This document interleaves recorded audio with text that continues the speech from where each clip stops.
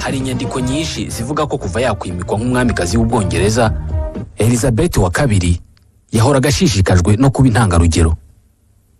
Kugira ngo ibabigereho, yagenderaga ku ntego yagenderwagaho na nyirakuru wa sekuru, umwamikazi Victoria. Ntuzigere utanga ibisobanuro, ntuzigere winuba. Never explain, never complain. Bishatse kuvuga ko icyo agomba gukora buri gihe ari uguceceka. Ntabwo ajya agirana ikiganiro n'abanyamakuru atekereza ko ibyo atari ibintu byiza. Uwo ni Dick Arbiter, wahoze ari umuvugizi w'umwamikazi w'Ubwongereza. Mu 1969 ku gitekerezo cy'umugabo we Philippe, umwamikazi w'Ubwongereza yemereye abanyamakuru kuza kumufata amashusho mu ngoro ye. Baririrwanye umunsi wose bareba uko abayeho. Gusa filime mbarankuru bakozemo ahangaha yahise ibuzwa kongera gutambutswa kubera ko yagaragazaga cyane ibyo akunda n'imibereho ye. Kandi ibingibi bikuraho iyobera ry'umurimo w'ubwami mu gihe riba rikenewe cyane. Kuva icyo gihe ahitamo kwirinda kwisobanura mu bitangazamakuru. Gusa kuva mu mwaka w'1957 buri tariki ya 25 y'ukwezi kwa 12 saa 9 z'igicamunsi, umwamikazi w'Ubwongereza yagezaga ijambo ku baturage bose ayobora aho bari hose ku isi. Uyu ni umugenzo utarigeze uhinduka n'umwaka n'umwe mu rwego rwo kwirinda ko yatakaza ihuriro afitanye n'abayobora. Ni imbwirwaruhame yitonderaga cyane. Yayivugaga yisoma kuri bya byuma byifashishwa mu gusoma bizwi nka teleprompteur, ariko agasoma inshuro imwe yonyine adasubiyemo. Kubera ko ubwami bw'Ubwongereza bwifuza kumenyekana no guhora buvugwa ku isi yose, muri iyi myaka ya vuba benshi mu bakora ibwami, cyane cyane abashinzwe itumanaho, abenshi n'urubyiruko. Uzabona kenshi ibikorwa by'umwamikazi cyangwa se by'ibikomangoma bitangazwa ku mbuga nkoranyambaga ako kanya bikirimo kuba. Ni nako twamenye iby'itanga rye. Itsinda ry'abantu bashinzwe itumanaho ibwami ni urubyiruko rwiganjemo abahoze bakora mu bigo byigenga cyangwa se bigeze gukorera ibigo bikenera cyane ko amasura yabyo yagirwa meza mu bitangazamakuru. Nk'ushinzwe itumanaho no kumenyekanisha ibikorwa by'umwami mushya w'Ubwongereza Charles wa gatatu ni Simon Andright, wahoze ashinzwe itumanaho mu kigo gishinzwe ubuzima mu Bwongereza mu gihe iki gihugu cyari gihanganye n'icyorezo cya COVID-19. Azi cyane ubwoko bw'amakuru akwiye gusohorwa n'akwiye guhishwa. Yanahoze yungirije umwanditsi mukuru w'amakuru ya nijoro kuri BBC. Mu ijambo ryo kwifuriza Abongereza umwaka mushya muhire na Noheli nziza mu mwaka wa 2017, umwamikazi nawe ubwe yavuze kuri iki gisekuru kigezweho mu birebana n'itumanaho. 60 years ago today, a young woman spoke. Mu myaka 60 ishize hari umukobwa muto wavuze ko hagiye kubaho impinduka zo ku muvuduko wo hejuru mu ikoranabuhanga. Icyo gihe uwo mukobwa muto yari arimo yifuriza Abongereza bose umwaka mwiza ku nshuro ya mbere binyuze kuri televiziyo. Uyu munsi nyuma y'imyaka 60, uwo mukobwa muto yarahindutse cyane, ndetse n'ikoranabuhanga yavugaga icyo gihe naryo ryarahindutse cyane. Muri icyo gihe ninde washobora gutekereza ko hari igihe ubutumwa nk'ubu abantu bazajya baburebera kuri telefone zigendanwa nk'uko bamwe muri mwe murimo kubigenza aka kanya? People would one day be watching this on laptops and mobile phones, as some of you are today. Nibyo nta muntu wari kubikeka. Uwo mukobwa muto warose inzozi z'iterambere ry'ikoranabuhanga umwamikazi yavugaga ni ubwe wivugaga. Usibye ijambo yagezaga ku Bongereza, umwamikazi yangaga gufata ijambo mu bitangazamakuru.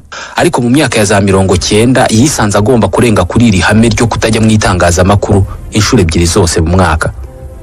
Gusa muri izi nshuro ebyiri yabitewe nuko yabaga arimo guhangana n'ibibazo bye ku giti cye kandi bikomeye. Ni imbwirwaruhame ebyiri zagumye mu mateka y'Ubwongereza n'Abongereza.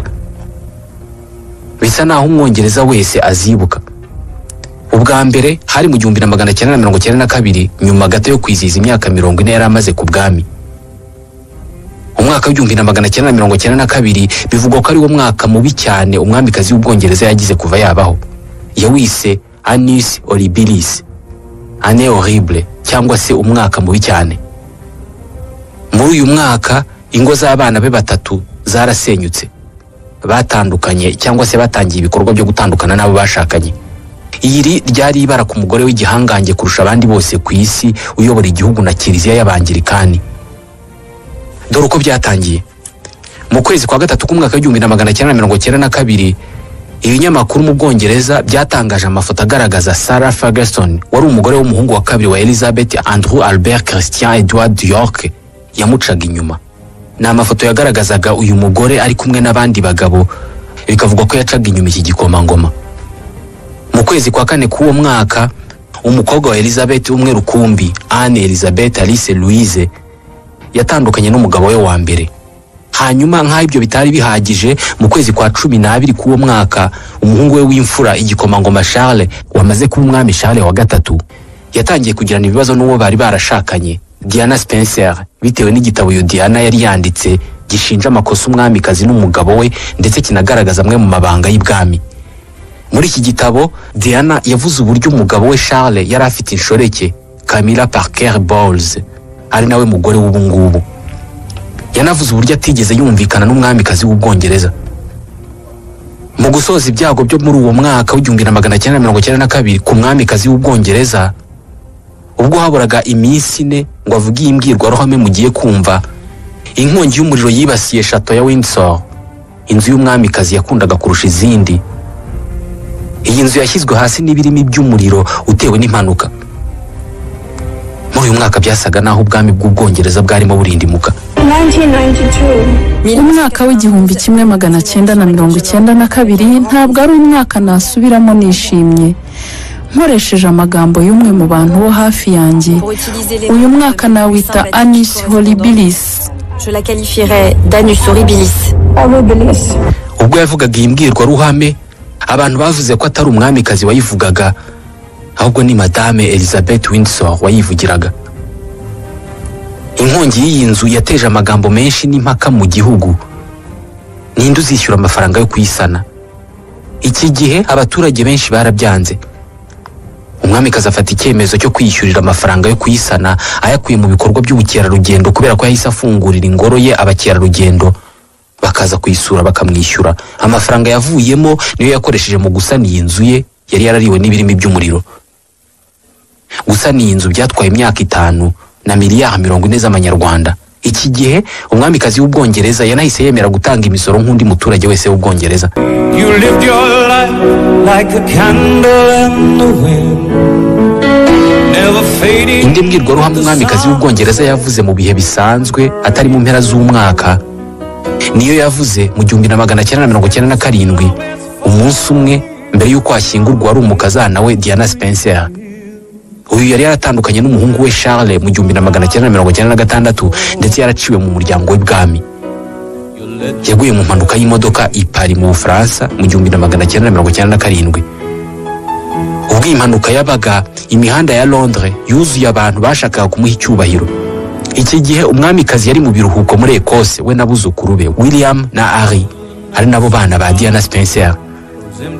Iki gihe umwamikazi yahisemo kuguma aho ngaho muri Ecosse iruhande rw'abuzukuru be aho kujya i Londres gutegura imbwirwaruhame. Uko kumara iminsi nta cyaravuga ku rupfu rw'ahoze ari umukazana we byashyize agatotsi mu mubano we n'abaturage be mu gihe cy'iminsi itari mike. Abaturage be benshi bashakaga ko yunamira uyu wahoze ari umukazana we wakundwaga na benshi mu Bongereza. Umwamikazi we nta mpamvu n'imwe yari agifite yo kugira icyo amuvugaho, kubera ko ntabwo yari akiri mu muryango w'ibwami. Amakuru avuga ko kera kabaye wari minisitiri w'intebe icyo gihe Tony Blair yamwumvishije ko ari ngombwa cyane ko afata ijambo akabwira abaturage icyo bashaka kumva. Ce que je vous dis maintenant, Ibyo ndimo kubabwira kano kanya ndabivuga nk'umwamikazi, ariko cyane cyane ndabivuga nka nyirakuru w'abuzukuru banjye, kandi ndababwira n'umutima wanjye wose. Mbere na mbere ndashaka kunamira Diana. Yari ikiremwa muntu cyihariye kandi yari afite ubwiza bwinshi. et elle avait beaucoup de qualités. Iki gihe mu ishyingurwa rya Diana ntabwo umwamikazi yigeze agaragaza amarira na make. Bivugwa ko urupfu rwa Diana rweretse umwamikazi ko isano afitanye n'abaturage be idakomeye cyane. Dore impamvu. Kuva mu 1953 umwamikazi w'Ubwongereza yari afite ubwato yise Britannia. Ubwato bwapimaga metero 127 z'uburebure, bugapima toni 5860 z'uburemere. Bwatwaraga abantu 200 b'abasivile n'abasirikare bagera kuri 270. mu gihe cy'imyaka 44 bwagenze mu nyanja zose z'isi. Umwamikazi yabugendagamo agiye mu bikorwa by'akazi cyangwa se agiye mu bikorwa bye ku giti cye. Bwagenze hafi ibirometero miliyoni 2. Abantu bo hafi ye bavuze ko iyo yabaga ari muri ubu bwato aribwo yabaga yishimye kurusha ikindi gihe icyo ari cyo cyose. Mu 1994 guverinoma yari iyobowe na minisitiri w'intebe John Major yafashe icyemezo cyo guhagarika ibikorwa by'ubu bwato. Abakozi babukoragamo bagasezererwa, abasirikare babubagamo bakabukurwamo kubera ikibazo cy'ingengo y'imari yabugendagaho.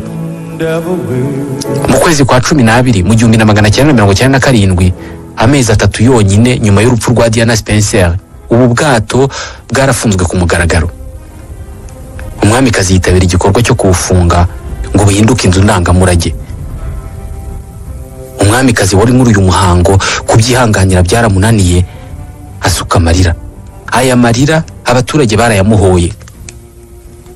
Ni gute umwamikazi ashobora gusuka amarira kubera ubwato mu gihe nta rira ryamuvuye mu maso ubwo ahoze ari umukazana we yapfaga?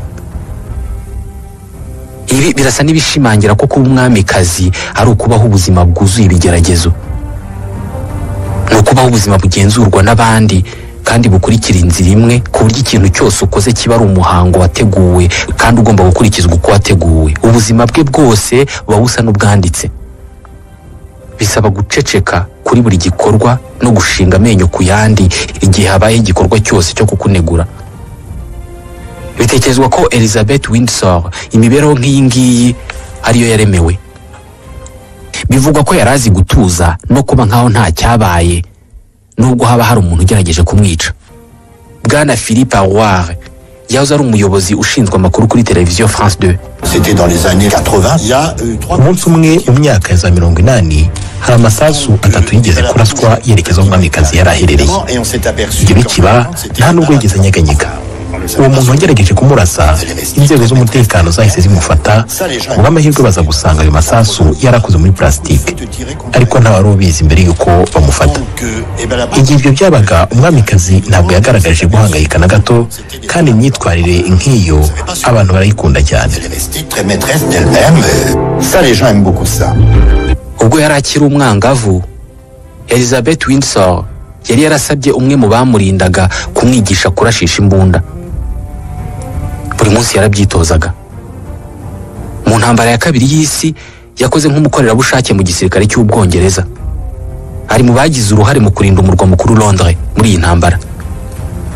Yasaga naho nta muntu atinya.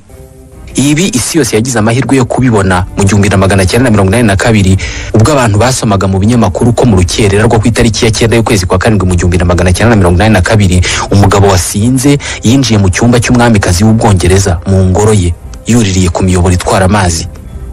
Michael Fagan niko yitwaga. Yabashije kwinjira mu cyumba cy'umwamikazi mu rukerera, umwamikazi akiryamye, aragenda ahagarara imbere y'uburiri bwe. Uyu mugabo yari afite imyaka 33 y'amavuko, abana 4, nta kazi agira, kandi umugore we yaraherutse kumuta. Ibi birasa n'ibibazo bihagije kugira ngo ujye kubaza ibibazo bya umwamikazi utarindiriye ko abyuka ahubwo ukamusanga mu buriri bwe akiryamye. Inkuru mu binyamakuru zavuga ko umwamikazi yubuye amaso mu rukerera avuye mu bitotsi agasanga imbere y'igitanda cye hahagaze umugabo atazi. Yahamagaye umupolisi wari ushinzwe umutekano we ariko ntiyamwitaba. Umugabo yahise amusaba itabi. Umwamikazi amubwira ko agiye kurimushakira. Muri ako kanya nibwo umwe mu bagore bakorera umwamikazi yamubonye agira ubwoba yenda no kugwa igihumure. Yatunguye cyane no kubona umugabo utambaye inkweto ugendesha ibirenge, utari umugabo w'umwamikazi, asohoka mu cyumba cy'umwamikazi. Un homme qui n'était pas le prince Philippe de la chambre de la reine et un homme qui sortait pieds nus. Bavuga ko mu biruhuko yiyamburaga umwambaro w'umwamikazi agahinduka umuntu usanzwe unakunda gutebya. Mu biruhuko yakundaga kwitandukanya n'umushoferi we akaba ari utwara imodoka. Mu mpera z'ukwezi kwa 9 mu mwaka wa 2021 ubwo hamenyekanaga amakuru yuko yaba arwaye ndetse arembye, Abongereza bongeye kwiruhutsa ubwo hasohokaga mu binyamakuru amafoto ye amugaragaza atwaye imodoka. Mwibuke yari afite imyaka 95 y'amavuko. Kuri iyi myaka yari akinagendera ku ndogobe ndetse agatega ku mikino y'amasiganwa y'indogobe. indi nyamaswa yakundaga ni imbwa. Yari afite imbwa ziri hagati ya 7 n'8 zo mu bwoko bwa corgi. Les chiens se sont assis sur mes pieds. umunsi umwe nari kumwe n'umwamikazi turi kumwe n'imbwa ze. Izo mbwa zaraje ziyicara ku kirenge zimara umwanya ku buryo natangiye kumva ibinya. Nagerageje kunyeganyeza ikirenge ariko zanga kukivaho zikomeza kunyicaraho. Numvise nkomeje kubabara nashikuje ikirenge cyanjye nkoresheje ingufu nyinshi maze zihita zimukira rimwe. Umwamikazi yahise ahindukira arandeba ambaza niba ari njyewe urimo kubangamira imbwa ze. Naramusubije nti ntabwo ari njyewe rwose nyagasani. J'ai répondu bien sûr que non, votre majesté. Diki Arbiter yahoze ari umuvugizi w'umwamikazi. Elizabeth wa kabiri yari umwamikazi kandi ububasha bwe bwarengaga kure imbibi z'Ubwongereza. Yayoboraga ibice byose by'isi byahoze bigize ubwami bw'abami bw'Ubwongereza. Ni ukuvuga abantu miliyoni 135 bafite ubwenegihugu n'imico itandukanye. Bisa naho yabaga ari iwe ahariho hose ku isi. Ni umuyobozi w'ibihugu birenga 20 ku isi birimo n'ibikomeye cyane nka Canada na Nouvelle-Zélande. Yayoboraga kandi ibihugu nk'ibirwa bya Bahamas, Jamaica, Papouasie Nouvelle-Guinée cyangwa se ibirwa bya Barbade. Yarushaga ububasha abandi bami bo mu Burayi barimo nk'uwa Espagne, uw'Ububirigi, uwa Denmark, uwa Norvège, uwa Luxembourg, uwa Maroc n'uwa Qatar. Ubwo yari afite imyaka 21 y'amavuko atari umwamikazi, Elizabeth Windsor yavuze imbwirwaruhame isa n'iyabaye umusingi w'ubwami bwe kugeza n'uyu munsi. Ntangarije imbere yanyu mwese ko ubuzima bwanjye bwose bwaba burebure cyangwa bugufi nzabukoresha mu nyungu zanyu. Yari ategetswe gukunda abaturage be byaba ngombwa akanabapfira. Yari azi ko atemerewe gukora ikosa iryo ari ryo ryose kubera ko imigenzo yabo ivuga ko aramutse aguye igihugu cyose cyagwana nawe. Inshingano ye ya mbere ni ugushaka amahoro n'imibereho myiza y'ubwami bwe, kandi iyi nshingano nta gihe igira igomba kurangirira igihe cyose akiriho. Ikintu cyonyine yari afite abandi bose badafite ni igihe. Niwe muyobozi warushaga abandi bose wo ku isi igihe, nubwo atayoboraga mu buryo buziguye. Kimwe mu bintu bitajyaga bihinduka mu Bwongereza ni umwamikazi. Uyu munsi nibwo yahindutse. Abongereza bafite imyaka 70 y'amavuko kugera ejo hashize nta wundi mwami bari bazi.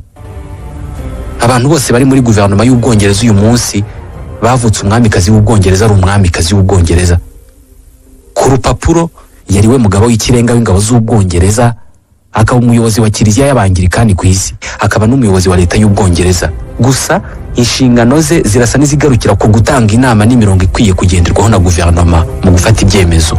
We ntabwo afata ibyemezo byinshi birebana n'imiyoborere y'igihugu, kandi ntabwo avugira mu ruhame icyo atekereza ku cyemezo cyangwa se politike runaka kubera ko afite inshingano yo guhuza ibitekerezo bitandukanye by'Abongereza. Muri make, ubuyobozi n'ububasha bwe ni ikimenyetso kibumbatiye amateka y'imiyoborere ku Bongereza. Minisitiri w'Intebe niwe uyobora mu buryo bw'ako kanya. Buri cyumweru umwamikazi yakiraga Minisitiri w'Intebe bakagirana ibiganiro biba mu muhezo. Bwana Philippe Aouar yahoze ari umuyobozi ushinzwe amakuru kuri televiziyo France 2. Elle ne donne pas son avis publiquement. Ntabwo umwamikazi ajya atanga ibitekerezo bye ku mugaragaro, ariko aba minisitiri w'intebe buri cyumweru iyo bahuye bahura buri wa gatatu. Nta muntu n'umwe uzi ibyo bavugana kuri uwo munsi.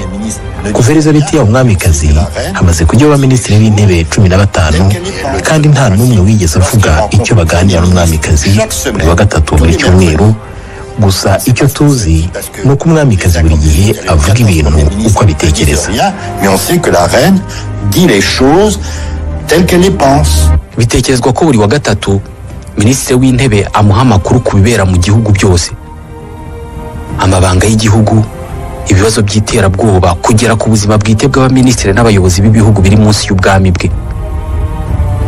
Bitekerezwa ko umwami w'Ubwongereza aba afite amakuru yose ku bayobozi muri guverinoma kugera no ku buzima bwabo bwite.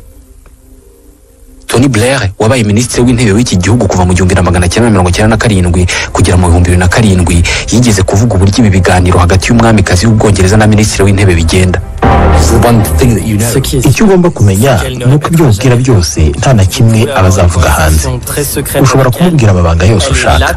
Niwe muntu ushobora kugirira icyizere mu birebana n'amabanga. Iyo yakoreraga ingendo hanze y'igihugu byasaga naho ingoro ye yose imukurikira. abakozi b'ibwami bose bajyana nawe ku buryo ubwami bukomeza imirimo yabwo aho ariho hose ku isi. Ubufaransa ni kimwe mu bihugu yagiranye umubano mwiza nabyo kuva mu 1940. Yanavugaga igifaransa cyiza.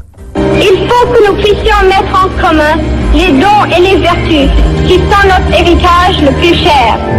Mu bihugu byinshi azajyamo, uruzinduko rwe rutangira gutegurwa mu mezi ashobora kugera kuri 6 mbere y'uko ruba. Iyo ugomba kuzahura nawe utegurwa mbere y'igihe kubera ko ugomba kumenya uko wifata imbere ye. Quand vous rencontrez la reine, iyo ugiye guhura n'umwamikazi, umwe mu bakozi b'ibwami aguha amabwiriza ugomba gukurikiza. Abanza kukubwira ko utagomba kumuvugisha mbere y'uko wakuvugisha. Akubwira ko utagomba kumutumbira ngo umurebe cyane mu maso. Akubwira kandi ko utagomba kumurenza akaboko ngo umufate mu mugongo nk'uko Michelle Obama yigeze kubikora. Ikindi kandi ugomba kumenya ko utemerewe gusohora telefone yawe ngo ugerageze kwifotoranya nawe, kuko umwamikazi ntabwo ari Ronaldo. pas de portable, pas de selfie avec la reine, c'est pas Ronaldo, hein. Mu 2009 ubwo Barack Obama yari akimara gutorerwa kuyobora Leta Zunze Ubumwe za Amerika, we na madame we Michelle Obama bagiriye uruzinduko rw'akazi mu Bwongereza.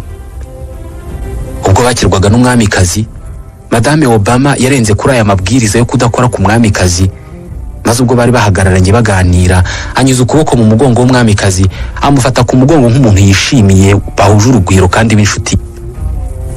Abakozi b'ibwami baguye mu kantu, ariko umwamikazi nawe yanyujije akaboko mu mugongo wa madame Obama maze barafatana. Mu gitabo yise Becoming Mrs. Obama, madame Obama yavuze ko aya mabwiriza atarayazi. Yavuze ko yari yambaye inkweto ndende umunsi wose, ananiwe, ku buryo ubwo yaganiraga n'umwamikazi atatekereje kuri ayo mabwiriza. Madame Angela Kelly ushinzwe kudoda imyambaro y'umwamikazi nawe yanditse igitabo yise The Other Side of the Coin, The Queen, The Dresser and the Wardrobe, aho avugamo ko umwamikazi atigeze abangamirwa no kuba madame Obama yaramukozeho kandi bitemewe, ahubwo ngo yarabyishimiye. Ibi hari n'abandi bayobozi byabayeho. Mu kwa gatanu mu 1972, Perezida Georges Pompidou w'Ubufaransa yakiriye umwamikazi wari mu ruzinduko rw'akazi mu Bufaransa. Ubwo bazamukaga escalier za Élysée cyangwa se ibiro by'umukuru w'igihugu, Perezida Pompidou yafashe akaboko k'umwamikazi kugira ngo amufashe kuzamuka izo escalier. Ibinyamakuru mu Bwongereza bihita byandika inkuru nk'igikuba cyacitse. Undi wigeze kumukora mu mugongo amwereka inzira ni Perezida Jacques Chirac. Iyo ubonye akazi ko gukora ibwami mu Bwongereza, usinyira ko nta kintu kibera ibwami uzigera uvuga hanze. Mu 2018 umwamikazi yirukanye madame June Kenton wari ushinzwe isuku y'imyambaro y'umwamikazi, birimo kumesa, gutera ipasi no kumuhitiramo ibyo agomba kwambara. Madame Kenton yari afite aka kazi kuva mu 1982 kugera mu kwezi kwa gatandatu mu 2018, ubwo yandikaga igitabo yise Storm in a Teacup. Igitabo avugamo ingano y'umwamikazi mu bunini bitewe n'imyambaro yambara, ndetse akavuga n'ubwoko bw'imyambaro umwamikazi akunda. Ibi byahise bimwambura akazi ako kanya. Uwamaze gusimbura umwamikazi w'Ubwongereza ni imfura ye Charles, wamaze kuba Charles wa gatatu. Bavuga ko uyu Charles yagize ubwana bugoranye. Yari afite imyaka 5 yonyine ubwo nyina yimikwaga ngo abe umwamikazi. Kuva icyo gihe umwamikazi yagiye mu kazi n'ingendo zidashira, abura umwanya wo kwita ku mwana we no kumenyana nawe, ku buryo bivugwa ko hari ubwo yavaga mu ruzinduko rw'akazi akaza umuhungu we akamuyoberwa. Uyu Charles yarezwe na nyirakuru n'abakozi b'ibwami. Mu 2002 ubwo nyirakuru yapfaga, bivugwa ko uyu Charles yiyumvise nk'ubaye imfubyi. Bavuga ko ikamba ry'umwamikazi riremera kubera ko ripima ibiro 2 ku mutwe we, ariko ikiremera kurushaho ni ukumara imyaka 70 utagize ubuzima nk'ubw'abandi, utagize umunsi wawe wenyine, utari kumwe n'abantu bashaka kugukorera icyo ukeneye cyose. Imyaka ya mbere y'ubwami bwe yaramugoye cyane. Byasabye ko hari ibyo yigomwa ndetse agafata ibyemezo watashakaga. Icyemezo cya mbere kigoranye umwamikazi yafashe ni ugutandukana na murumuna we Margaret. Margaret Windsor ni murumuna w'umwamikazi w'Ubwongereza, bakuze bakundana cyane ku buryo ngo banambaraga imyambaro imwe nk'impanga.